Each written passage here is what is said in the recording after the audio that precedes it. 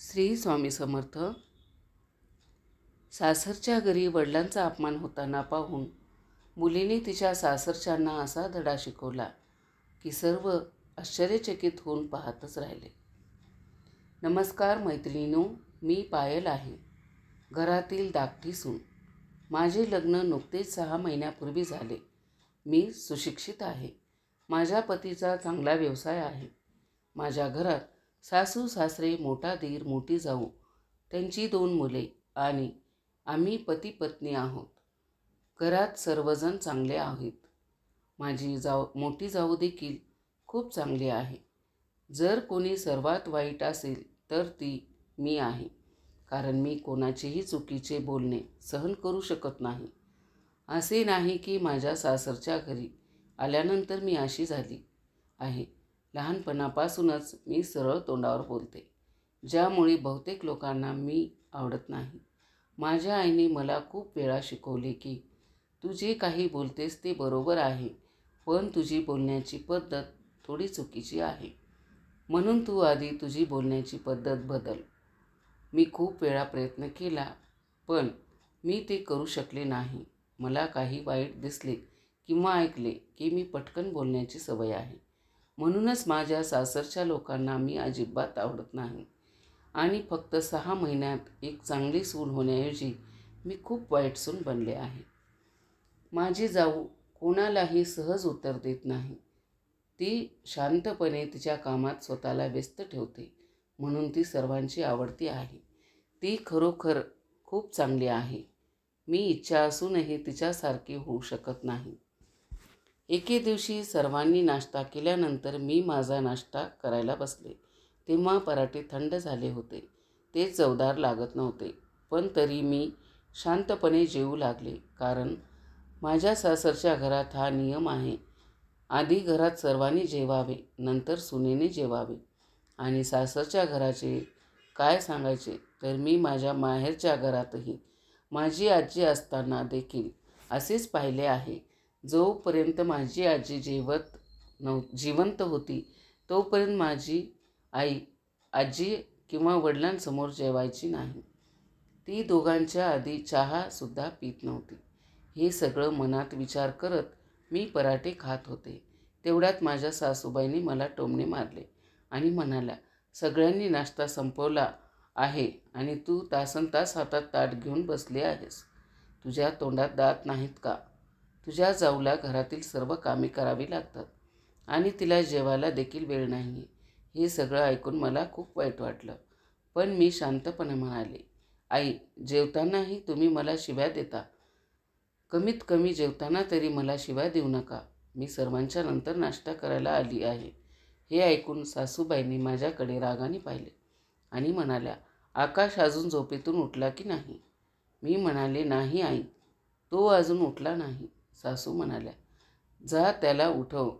आज त्याच्या वडिलांनी त्याला दुकानात लवकर यायला सांगितले होते. हा मुलगाही लग्न झाल्यापासून नुसता आळशी झाला आहे. जर हे असेच चालू राहिले तर घर आणि व्यवसाय उद्ध्वस्त होईल.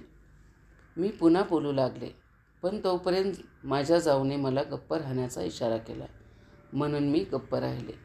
पण माझी सासू गप्प राहिली नाही. जेव्हापासून या मुलीचे लग्न झाले आहे तेव्हापासून ती घरात आली आहे. घरात काही ठीक होत नाही. तिची पावले अजिबात शुभ नाहीत. ती हळूहळू बडबडत खोलीतून बाहेर पडली. हे सर्व ऐकून मी अवाक झाले. मग माझी जाऊ आली आणि म्हणाली, शांत राहा पायल. सासरच्या घरात असे टोमणे ऐकावे लागतात. तू नवीन आहेस म्हणून तुला जास्त माहिती नाही. तुला हळूहळू कळेल, म्हणून या सर्व गोष्टी मनावर घेऊ नकोस. जितके जास्त विचार करशील तितके जास्त दुःख होईल. एके दिवशी माझ्या जाऊ आल्या आणि मग विचारले, आज जेवणासाठी काय बनवशील? मी म्हणाले, छोले आणि पुरी करूयात. मागून माझ्या सासूबाई म्हणाल्या, ठीक आहे, तू बनव. मी जेवण बनवत असताना माझ्या भावाचा फोन आला की मी आणि बाबा काही कामासाठी तुमच्या घराजवळून आलो आहोत, म्हणून आम्ही तुम्हाला भेटायला येत आहोत. मी आनंदाने म्हणाले, हो दादा, नक्की या आणि इथेच जेवण करा. मी तयार करत आहे. भाऊ म्हणाला, हो ठीक आहे. माझ्या आनंदाला सीमा नव्हती. लग्नानंतर पप्पा पहिल्यांदाच घरी येत होते. मी खूप उत्साहित होते. तेव्हा मी माझ्या सासूबाई आणि जाऊबाईला पप्पा आणि भावाच्या आगमनाबद्दल सांगितले. तेव्हा त्या आनंदी झाल्या, पण त्यांचा श्वास थोडा थांबला. कदाचित त्यांना माझे आई वडील येऊ नयेत असे वाटत असेल. पण मी काहीही बोलले नाही. मी जाऊन शांतपणे स्वयंपाक करायला सुरुवात केली. काही वेळातच मी आणि माझ्या जाऊनी मिळून सर्व जेवण तयार केले. मी माझ्या पप्पांची आवडती भाजी केली, त्यांच्या आवडीचा स्वयंपाक केला आणि तोपर्यंत माझा नवराही उठला आणि त्याने चहा मागितला. म्हणून मी म्हणाले की तुम्ही इतका वेळ झोपला होतात आणि आता तुमची आई माझ्यावर रागवते. तुम्ही लवकर दुकानात जा. आकाश म्हणाला, हो मला माहीत आहे, मी जाईन.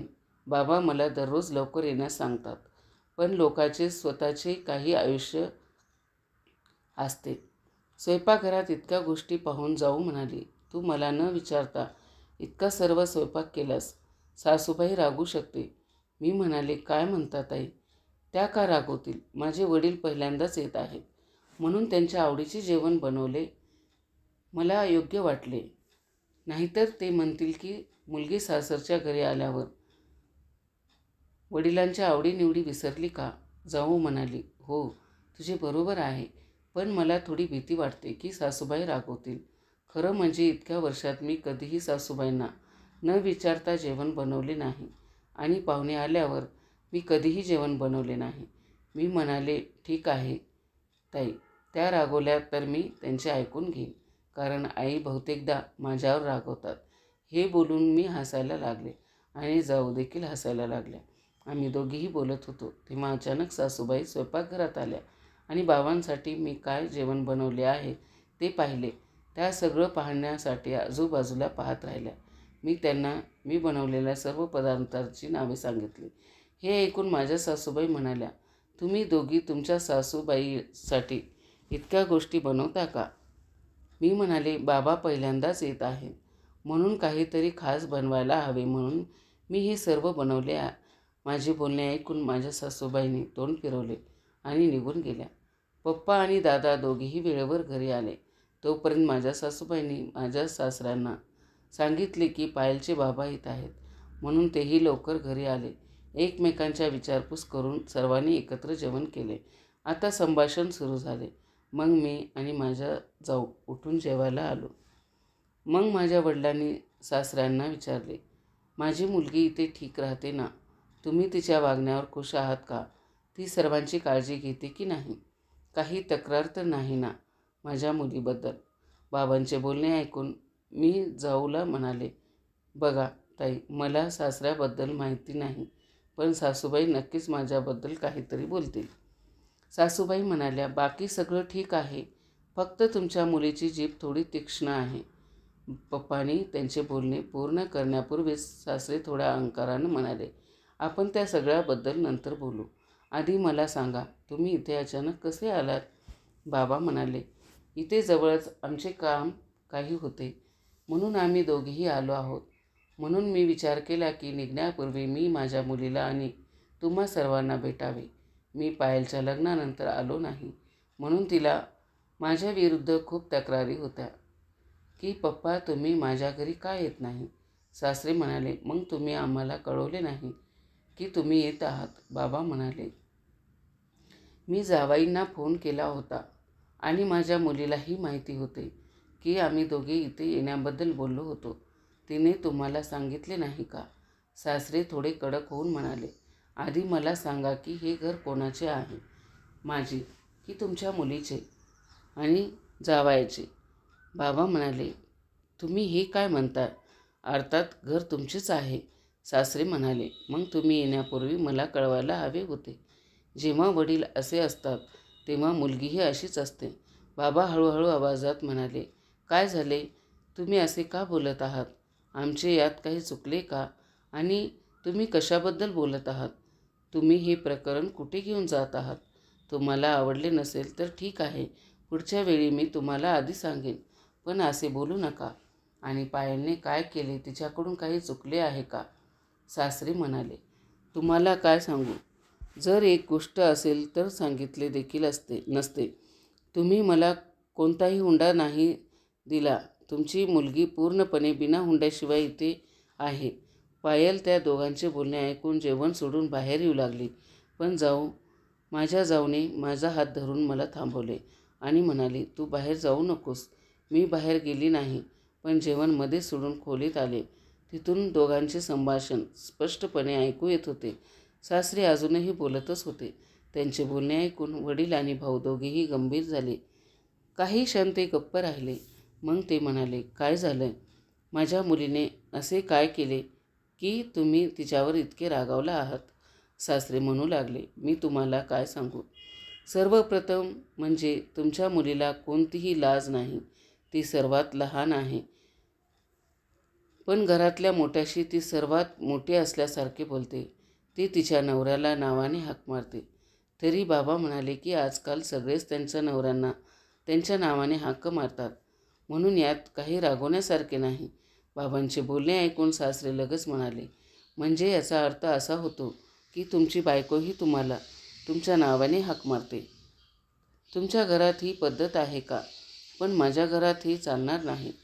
तुमची मुलगी तिच्या सासूचा एकही शब्द ऐकत नाही. ती प्रत्येक गोष्टीवर प्रश्न विचारते. सुनेचा हा कसा प्रकार आहे? तिला नेहमीच तिच्या मनाप्रमाणे वागायचे असते. जर माझ्या बायकोने हे सहन केले नसते तर हे घर खूप आधी तुटले असते. सासऱ्याच्या तक्रारी ऐकून मला खूप वाईट वाटले. आतापर्यंत मला वाटायचे की फक्त माझ्या सासूच रागीट आणि कडक आहेत, पण इथे सासरे सासूपेक्षा 2 पावले पुढे आहेत. मला त्यांचे कटू बोलणे सहन होत नव्हते. माझे डोळे अश्रूंनी भरले. मी अचानक स्वतःला समजावून सांगण्यासाठी खोली बाहेर पडले, पण माझ्या जाऊबाईने पुन्हा एकदा माझा हात धरला आणि मला खोलीत ओढले आणि बसवले. तू काय मूर्ख आहेस? तू असे वारंवार बाहेर जाण्याचा प्रयत्न करत आहेस. 2 लोकांसमोर तू काय बोलणार आहेस?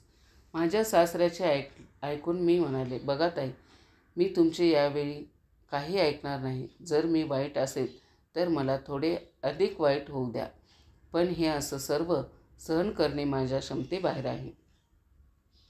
जाऊबाई म्हणाली, मला माहिती आहे पायल, पण सध्या तू गप्प राहा. ते दोघे बोलत आहेत म्हणून त्यांच्यामध्येच जाऊन बोलू नकोस.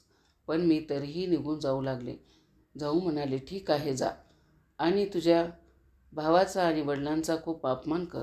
म्हणून मी खोलीत परत आले आणि खूप रडू लागले. मला रडताना पाहून माझ्या जाऊ देखील रडू लागल्या. यावरून फक्त हे समजून घ्या की सासरच्या घरात स्वतःला स्थापित करणे सोपे नाही. यावेळी माझी सासू म्हणत होती की माझी मोठी सून इतकी सुसंस्कृत आहे की मी तिच्याबद्दल काय बोलू. ती एका श्रीमंत कुटुंबातील आहे आणि एका कंपनी मालकाची मुलगी आहे, पण तरीही तिच्यात अभिमान नाही. आणि तुमची मुलगी माझ्या घरी आल्यापासून माझ्या घरात काहीही ठीक चालू नाही. तुमच्या मुलीचे खूप अशुभ पावले आहेत. माझा मुलगा खूप कष्ट करत होता, पण लग्नानंतर त्याने काम करणे थांबवले आहे. तुम्ही आम्हाला फसवले आहे. लग्नापूर्वी तुम्ही तुमच्या मुलीबद्दल मोठ्या गोष्टी बोलत होतात, पण गेल्या 6 महिन्यात मी तिचे खरे रूप पाहिले आहे. माझ्या सासू आणि सासऱ्याकडून सर्व गोष्टी ऐकल्यानंतर बाबांनी त्यांची माफी मागितली. मग माझे वडील मला हाक मारत म्हणाले, पायल बेटा, कृपया बाहेर ये. मी लगेच माझ्या वडिलांकडे आले. रागाने बाबांचे डोळे लाल झाले होते. ते पाहून मला भीती वाटली. बाबा म्हणाले, पायल बेटा, मी हे काय ऐकत आहे? तुझी सासू आणि सासरे तुझ्याबद्दल काय बोलत आहेत? तू असं का करतेस बाळा? मी तुला असेच शिकवले आहे का? तुला इतके समजावून पण तू समजलं नाही. बाळा, तू हे तुझ्या सासरचे घर आहे. इथे प्रत्येक पाऊल काळजीपूर्वक उचल आणि विचार करून बोल. तू खूप शिकलेली आहेस, पण तुला एवढी समज नाही. तू तुझ्या आईने दिलेली सर्व मूल्ये विसरली आहेस. मला वाटलं होतं की माझी पायल तिच्या सासरच्या घरातल्या लोकांचे सर्वांचे मन जिंकेल. मला असा अभिमान वाटला होता, पण आज हे सगळं ऐकून मला खूप वाईट वाटते. मला खूप लाज वाटत आहे. बाबांचे बोलणे ऐकून माझे डोळे पाणावले आणि मी रडू लागले. बाबा म्हणाले, ठीक आहे बाळा, तू नुकतेच तुझ्या नवीन आयुष्याची सुरुवात केली आहेस, म्हणून काही चुका होणारच. हे साहजिकच आहे. चल आणि तुझ्याकडून आत्तापर्यंत केलेल्या चुकांसाठी घरच्यांची माफी माग आणि भविष्यात अशी चूक पुन्हा करू नकोस. बाबा म्हणाले, मी तुम्हा दोघांनाही हात जोडून विनंती करतो की माझ्या मुलीला तिच्या बालिशपणाबद्दल माफ करा. भविष्यात ती पुन्हा अशी चूक करणार नाही. मला माहीत आहे की थोडीशी रागीट आहे, पण ती मनाने शुद्ध आहे.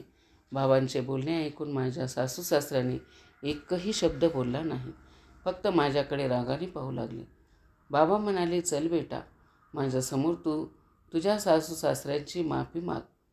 मी म्हणाले, बाबा तुम्ही आधी माझे ऐका, मी तुमचे सर्व ऐकेन. आता तुमची पाळी आहे. बाबा रागाने म्हणाले, मी तुझे का ऐकू बेटा? आधी मी जे बोललो ते कर. चल सासू सासऱ्याची माफी माग. मग मी म्हणाले, माफ करा बाबा, मी त्यांची माफी मागणार नाही. हे ऐकून सासू म्हणाले, बघा ती किती उद्धट वागणारी मुलगी आहे. तिला तिची चूक अजूनही कळली नाही. हे ऐकून मी म्हणाले, बाबा यांनी सांगितलेली एक प्रकारची गोष्ट ऐकून तुम्ही निर्णय कसा दिला? माझ्या सासू सासऱ्यांची माफी मागण्याचे शब्द ऐकून तुम्ही मला फटकारता. तुम्ही एकदाही मला का विचारले नाही की बेटा तुलाही काही सांगायचे आहे का? जरी ती माझी चूक असली तरी मला माझा मुद्दा मांडण्याचा अधिकार आहे. तुम्ही आधी माझे पूर्णपणे ऐका, मग तुम्ही जो काही निर्णय घ्याल तो मी पूर्णपणे स्वीकारण्यास तयार आहे. बाबा माझ्याकडे रागाने पाहू लागले. तेवढ्यात जाऊ म्हणाले की हो बाबा, एकदा तुम्ही तिचे बोलणेही ऐका, मग तुम्हाला नीट समजेल की काय झाले. माझा भाऊ म्हणाला, ठीक आहे, तू बोल पायल. मी बोलायला सुरुवात करण्यापूर्वीच माझ्या सासू उठल्या आणि निघून गेल्या. म्हणून मी म्हणाले की तुम्ही दोघेही कुठेही जाऊ नका. तुम्ही दोघेही इथे बसा, कारण मला जे बोलायचे आहे ते मी तुमच्या दोघांसमोर बोलायचे आहे. सासू आणि सासरे दोघेही एकदा माझ्याकडे रागाने पाहत बसले आणि म्हणाले, बोल आता, तुला काय बोलायचे आहे ते. मी खाली जमिनीवर बसले. हे पाहून माझ्या भाऊने मला त्यांची खुर्ची दिली आणि मला बसायला सांगितले. मी म्हणाले, नाही भाऊ, मी जमिनीवर बसून ठीक आहे. माझ्या सासू सासऱ्यांच्या घरात असा नियम आहे की जेव्हा लोक घरच्या मोठ्या सोफ्यावर आणि खुर्चीवर बसलेले असतात तेव्हा आपण जमिनीवर बसावे, त्यांच्या पातळीवर नाही. हे ऐकून सासू आणि सासरे माझ्याकडे पाहू लागले आणि बाबा आश्चर्याने त्यांच्याकडे पाहू लागले. मी म्हणाले की बाबा, सर्वप्रथम तुम्ही मला सांगा की जेव्हा त्यांनी माझ्याबद्दल इतके काही सांगितले तेव्हा तुम्ही एकदाही का विचारले नाही की मी काय चूक केली आहे? माझे सासू आणि सासरे देखील माझ्याकडे पाहू लागले. ठीक आहे, त्यांनी सांगितले नाही, पण तुम्ही विचारले. चला मी तुम्हाला सर्व काही सांगते. यांनी आदराबद्दल शब्द का बोलले तुम्हाला माहिती आहे? बाबा म्हणाले, का बेटा? जेव्हा मी लग्नानंतर इथे आले तेव्हा मला वाटले की हे खूप सुशिक्षित कुटुंब आहे. याचे विचार थोडे मोकळे असतील, ते आधुनिक विचारांचे असतील. म्हणून मी माझ्या मोठा दीर आणि सासऱ्यांच्या समोर पदर डोक्यावर घेत नव्हती. मी त्यांच्याशी अगदी सामान्यपणे बोलू लागले, जे त्यांना आवडत नव्हते. पण त्यांनी कधीही मला ही प्रेमाने सांगितले नाही. ते खूप वाईट बोलत होते की तुझ्या आईने शिकवले नाही का की सासरे आणि दिरासमोर डोक्यावर पदर घ्यावा? तू घरात सर्वात लहान आहेस म्हणून तू नेहमी डोक्यावर पदर ठेवशील. मग मी म्हणाले की जेव्हा मी माझ्या मोठ्या दिराला भाऊ आणि सासऱ्याला बाबा म्हणते तेव्हा दोघांसमोर डोक्यावर पदर घेण्याची काय गरज आहे? हे ऐकून त्यांनी मला खूप फटकारले. तुमच्या संस्कार आणि संगोपनाबद्दल त्यांनी काय काय म्हटले ते तुम्हाला माहिती नाही बाबा. मला खूप वाईट वाटले, पण हे ऐकल्यानंतरही मी एकदाही त्यांना उलट उत्तर दिले नाही आणि पदर माझ्या डोक्यावरून खाली पडू दिला नाही. त्यांच्या मुलाला नावाने हाक मारण्याचा प्रश्न आहे. मी सुरुवातीच्या काळात त्याच्या नावाने हाक मारायची, पण तो मला यासाठी खूप फटकारत असे. त्या दिवसापासून मी त्यांना नावाने हाक मारणे बंद केले. पण तुम्हा सर्वांना मी तुम्हाला एक गोष्ट सांगते की त्यांची मुलगी म्हणजे माझी नणंद, ती तिच्या नवऱ्याला या दोघांसमोर नावाने हाक मारते आणि त्यांना तुम्ही नाही तर तू म्हणते. तेव्हा ते दोघे काही बोलत नाहीत, उलट हसत राहतात. जर ते यावर काहीच बोलत नसतील तर संस्कार आणि नियम फक्त सुनेसाठी असतात का? तेवढ्याच सासू म्हणाली, तू काय म्हणत आहेस पायल? मी म्हणाले, आई मला बोलू देत. आई, तुम्ही बोलत असताना मी एकदाही तुमच्यामध्ये येऊन काहीही बोलले नाही, त्यामुळे मलाही काही थांबू नका. माझे ऐकून सासू कुजबुजून शांत झाली. आता त्यांच्या मुलाला कामाबद्दल ते म्हणतात की लग्नानंतर तिचा मुलगा कमकुवत झाला आहे, तर हे पूर्णपणे चुकीचे आहे. गोष्ट अशी आहे की बाबा, की तो आधीच आळशी आहे. तो दुकानात फक्त काही तास बसतो. उर्वरित वेळ तो फिरण्यात घालवतो, मित्रासोबत पार्टी करतो, रात्री उशिरा घरी परततो आणि सकाळी उशिरापर्यंत झोपतो. हे त्याच्या सवयीचा भाग आहे. ते जबरदस्तीने माझ्यावर दोषारोपण करत आहेत. जर तुम्ही माझ्या शब्दावर विश्वास ठेवत नसाल तर त्यांचा मुलगा इथेच बसला आहे, तुम्ही त्याला विचारू शकता. घरातील समृद्धीचा प्रश्न आहे, तर दुकान चालू नसल्यामुळे त्याचा मुलगा दुकानाकडे नीट लक्ष देत नाही. बाजारातील चढ उतार, ऑनलाईन खरेदी करणारे लोक, या सर्वांचा देखील बिझनेसवर परिणाम होतो. मग मी त्याला जबरदस्तीने कशी झाले, माझी पावले कशी अशुभ झाली बाबा. ते म्हणतात की तुम्ही मला फसवले आहे, पण प्रत्यक्षात मात्र त्यांनी आम्हाला फसवले आहे. लग्नापूर्वी आम्हाला सांगण्यात आले होते की व्यवसायात माझा मुलाचा आहे, तो सर्व काही सांभाळतो, पण तसे नाही. त्यांचा मुलगा एक नंबरचा आळशी, निष्काळजी माणूस आहे, जो कामापासून दूर राहतो. तरी बाबा म्हणाले, ठीक आहे बेटा, आता ते थांबव आणि शांत राहा. मला समजते की ही फक्त तुझी चूक नाही. नाही बाबा, मी गप्प बसणार नाही. तुम्हाला माझे पूर्णपणे ऐकावे लागेल, नाहीतर माझ्या सासरच्या आणि आईवडिलांच्या नजरेत माझी बदनामी होईल आणि मला दोषी ठरवले जाईल. माझा भाऊ म्हणाला, हो बाबा, दीदीला तिचे मत बोलू द्या. बाबा, मी बाहेर शिक्षण घेण्यासाठी तुमच्याशी खूप भांडले. मी खूप अडचणीसह माझे MBA केले, पण मला इथे बाहेर नोकरी करायची नाही असे सांगण्यात आले. तरीही मी एकदाही नोकरी करण्याबाबत आग्रह धरला नाही. मला वाटले की मला आयुष्यभर काम करावे लागेल, पण सासरी सर्वांसोबत थोडा वेळ घालवणे देखील महत्त्वाचे आहे. मग मी अहंकारी कशी असू शकते बाबा. ते मला अनेकदा सांगतात की तू तुझ्या अभ्यासाबद्दल खूप अहंकारी आहेस. आणि मुलांना काम करायला लावण्याबद्दल सांगायचे झाले तर एके दिवशी मी जेवताना सनीकडे पाणी मागितले.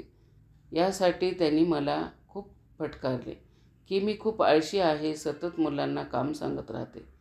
त्यानंतर तिचे काम करू नका, तिचे काही ऐकायचे नाही असे मुलांना सांगण्यात आले. त्यानंतर मी मुलांना कोणतेही काम करायला लावले नाही. पहिल्यांदा जेव्हा मी पाहिले की माझी मोठी जाऊ सर्वात शेवटी जेवते, तेव्हा मी मुद्दाम माझ्या जेवणाची प्लेट त्यांच्यासोबत ठेवली. तुम्हाला माहिती आहे का बाबा, की माझ्या सासूबाईने आमच्याकडे वाढलेले ताट बाजूला ठेवले आणि म्हणाल्या की आमच्या घरात हा नियम आहे, म्हणून तुम्ही दोघींनी शेवटी जेवावे. मला सांगा, कोणी असे करते का बाबा. तुम्हाला माहिती आहे बाबा, की माझ्या आजीच्या जुन्या समजुती आणि रूढीवादी विचारसरणीमुळे मी अनेकदा आजीसोबत भांडायची, पण इथे मी या बाबतीत कोणाशीही भांडत नाही. पण हो, मी माझे विचार मांडते. बाबा, तुम्ही यांना विचारा की मी त्यांच्या घरचे कोणते नियम पाळले नाही. मी ज्या गोष्टी करण्यास नकार दिला होता त्या मी पुन्हा केल्या का. त्यांच्या नजरेत जेव्हा जेव्हा आणि जिथे मी चूक केली त्यावेळी मी प्रत्येक वेळी माफी मागितली. मग मी अहंकारी आणि संस्कारहीन कशी झाली बाबा. मी कोणाचीही काळजी कशी घेत नाही. पुन्हा त्याच गोष्टी पुन्हा सांगण्याचा अर्थ असा होतो की त्यांच्या मनात माझ्याबद्दल असलेला राग आणि द्वेष त्यांना तुमचा अपमान करून काढायचा होता. आता बाबांचा राग कमी होत होता. बाबा माझ्या सासूबाईंना आणि सासऱ्यांना काहीतरी विचारणार तेवढ्यात मी बाबांना थांबवले आणि म्हणाले, नाही बाबा थांबा, मला आणखीन काही सांगायचे आहे. इथे दाराच्या कोपऱ्यात उभी असताना माझी जाऊ खूप रडत होती. मला माहीत नाही की तिला तिचा भूतकाळ आठवत होता की आणखीन काही होते. माझ्या जाऊला रडताना पाहून मला समजले की तिच्यासोबतही असेच काहीतरी घडले आहे किंवा माझ्यापेक्षाही जास्त कारण असेल. अनेकदा सासरच्यांना मोठ्या सुनेकडून खूप जास्त अपेक्षा असतात. हो बाबा, हे म्हणतात की तुझी मोठी जाऊ खूप सुसंस्कारी आहे. पण हो, त्या खरोखर खूप सुसंस्कृत आहेत. पण हे त्यांना त्यांच्या पालकांनी दिलेले संस्कार आहेत. तुम्ही तर फक्त त्रास दिला आहे. सासू म्हणाली की हे काय म्हणत आहेस? मी तिला काय त्रास दिला आहे? मोठी सुनबाई, कृपया बाहेर येऊन मला सांग की मी तुला काय त्रास दिला आहे आणि तुझ्यावर काय जबरदस्ती केली आहे?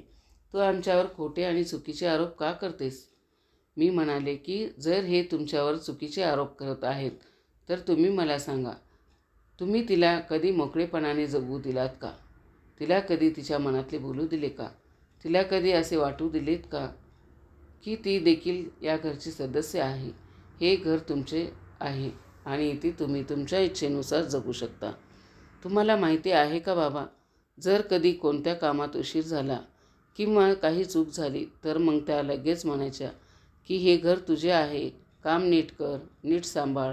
आणि कोणत्याही चांगल्या कामासाठी सल्ला द्यायचा असला तेव्हा ते त्यांच्या मुलीचा आणि जावयाचा सल्ला घेतात. घराच्या कोणत्याही निर्णयात आम्हाला दोघांनाही सहभागी करत नाहीत, पण त्यात त्यांच्या मुलीचा आणि जावयाचा नक्की समावेश करतात. आणि शेवटी त्यांची मुलगी आणि जावयांचा जे काही बोलतील तेच करतात. आपण दिवसभर कितीही काम केले तर ते एकदाही आमच्यासाठी कौतुकाचा शब्द उच्चारत नाहीत. पण मी जेव्हा जेवायला बसते तेव्हा काहीतरी निमित्ते काढून बघण्यासाठी येतात आणि त्या नक्कीच जेवणाची थाळी तपासायला येतात. आपण स्वतःसाठी जास्त डाळ भाजी ठेवली आहे का? किंवा आपण काही जास्त शिजवले आहे का? आपण सुना घरात कधी झोपणार, कधी उठणार, कधी जेवणार, कधी बाहेर जायचे, किती दिवस जायचे, किती दिवस आपल्या आईवडिलांच्या घरी राहायचे, आपण कधी परत यायचे, हे सर्व काही हेच लोक ठरवणार. तरीही या म्हणतात की मी यांचे ऐकत नाही आणि घर फक्त त्यांच्यामुळेच उभे आहे. कसे बाबा, हे घर फक्त त्यांच्यामुळेच चालते. सासू म्हणाली, पायल तू आता खूप जास्त बोलले आहेस. बाबा म्हणाले, आई तिला बोलू द्या. माझ्या मुलींची ही खासियत आहे की जर चूक झाली तर ती स्वतः मान्य करते. बाबा, मी त्यांच्या आरोपांना उत्तर दिले आहे. याशिवाय बाबा, मी तुम्हाला हे सांगते की त्यांनी माझ्यासोबत काय केले आहे. बाबा म्हणाले, थांब बेटा, आता गप्प बस. मला अजून काही ऐकायचं नाही. मी कदाचित हे सहन करू शकणार नाही.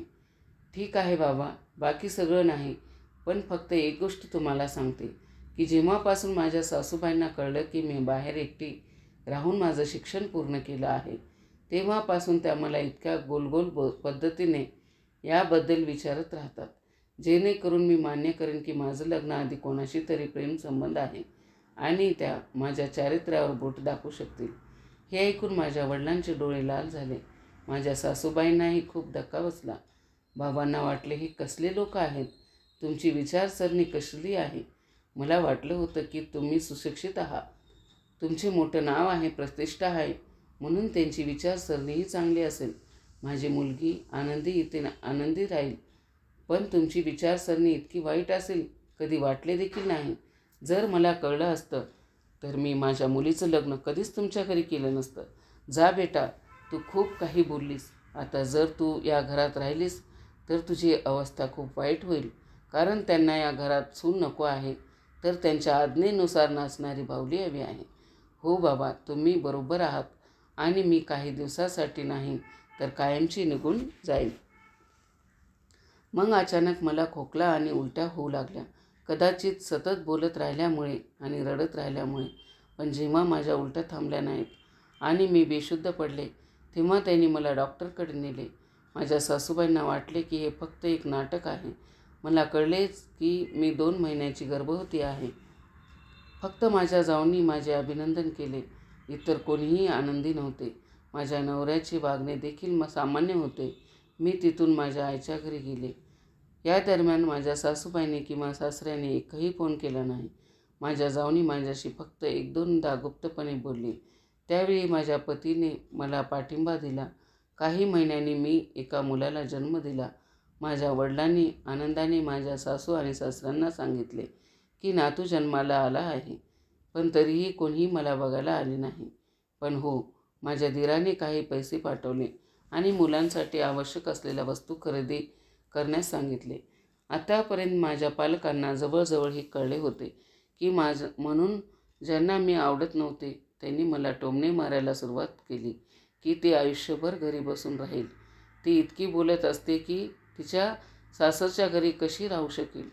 आईवडिलांनी खूप स्वातंत्र्य दिलं होतं, जे मी सहन करू शकले नाही. पण आईच्या खूप समजविण्यानंतर मी शांत झाले. काही दिवसांनी माझे पती मला भेटायला आले. मूल आता 3 महिन्याचे झाले होते. म्हणून माझे पती म्हणाले, चल आता आपण आपल्या घरी जाऊया. मुलाला पाहून आई आणि वडिलांचा सर्व राग निघून जाईल. मला असेही वाटते की हो, तो बरोबर आहे. कारण बहुतेक आजींना त्यांच्या सुना आवडत नसतील, परंतु ते त्यांच्या नातवंडावर खूप प्रेम करतात. असा विचार करून मी माझ्या सासू सासऱ्यांच्या घरी परत आले. पण इथे माझ्या सासू सासऱ्यांनी माझ्याशी बोलणेही केले नाही. मुलाला त्यांच्या हातात घेणे तर दूरच राहिले. पण मला खूप वाईट वाटले. मला रडूही येत होते. आतापर्यंत मला एक गोष्ट कळली होती की माझ्या नवऱ्याला त्यांची जबाबदारी समजली नव्हती. तो नीट काम करत नव्हता. ते फक्त यांच्यामुळे. आता माझे सासू सासरे त्यांच्यावर खूप रागू लागले.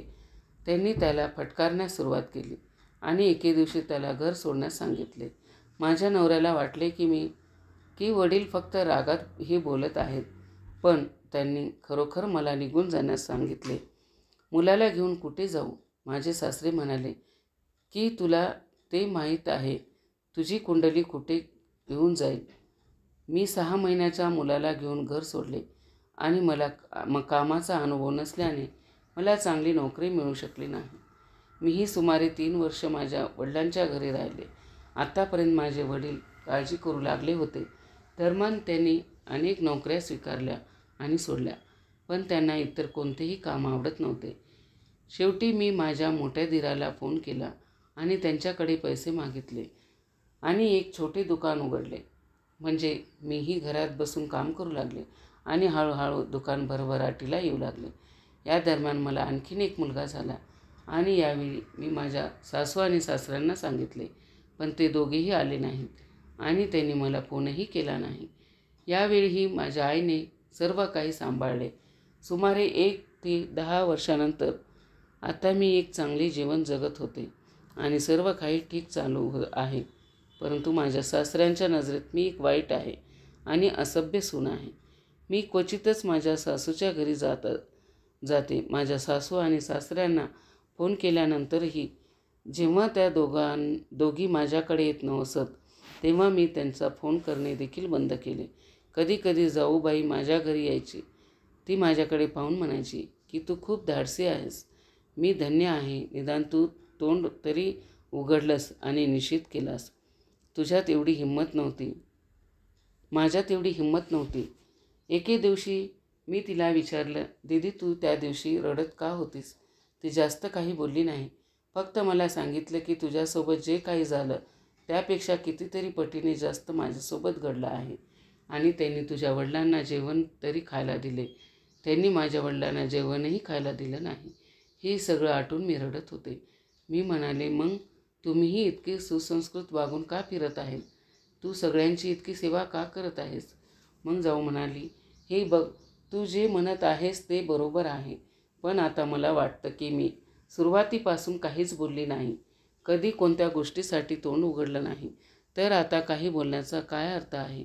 असो, तू उत्तर दिल्यानंतर दोघेही अगदी शांत झाले आहेत. आता मला जे हवं ते करण्याचे स्वातंत्र्य मिळाले आहे. मी म्हणाले, तू धन्य आहात. तुमचे मन खूप मोठे आहे. पण हो, माझं मन इतकं मोठं असू शकत नाही. हे ऐकून ती हसायला लागली. आता ती माझ्या कुटुंबात आनंदी आहे. मी माझ्या कुटुंबात आनंदी आहे. पण कधी जेव्हा भूतकाळाच्या गोष्टी आठवतात तेव्हा मला विचार करायला भाग पाडलं जातं. मी सुशिक्षित आहे, स्वातंत्र्य असू शकले असते. मलाही माझी भूमिका कशी घ्यायची हे माहीत होते. तरीही माझ्यासोबत हे सर्व घडलं. ज्या सुना जास्त शिकलेल्या नाहीत, स्वतःसाठी बोलू शकत नाहीत, विरोध करू शकत नाहीत, त्यांचं काय होईल? आणि हो, ज्यांचे पालकही त्यांच्या पाठीशी उभे राहत नाहीत, त्या किती सहन करत असतील, किती जवळून घेत असतील, त्यांचा विचार करूनच मला काळजी वाटते. तर मैत्रिणींनो, मला आशा आहे की आपल्याला ही कथा आवडली असेल. तुम्हाला जर ही कथा आवडली असेल तर कमेंट करून सांगा आणि चॅनलवरती जर नवीन असेल तर चॅनलला सबस्क्राईब करा. श्री स्वामी समर्थ.